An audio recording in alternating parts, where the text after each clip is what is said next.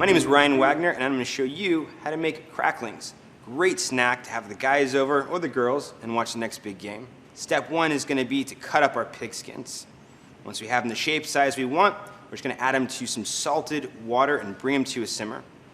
That needs to go for about 2 hours until they're nice and tender. After that, we're going to dry them overnight in a 180-degree oven, just to dry them out so that water inside doesn't explode when you go to fry them the next day.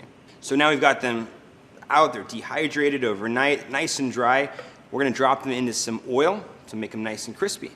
So about 325, 350 degrees on the oil is ideal. We cook them until they're brown and crispy, maybe about 10 or 15 minutes.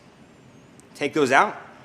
In a mixing bowl, a little bit of lime juice, lime zest is perfect on them. Serve them hot, ready to go.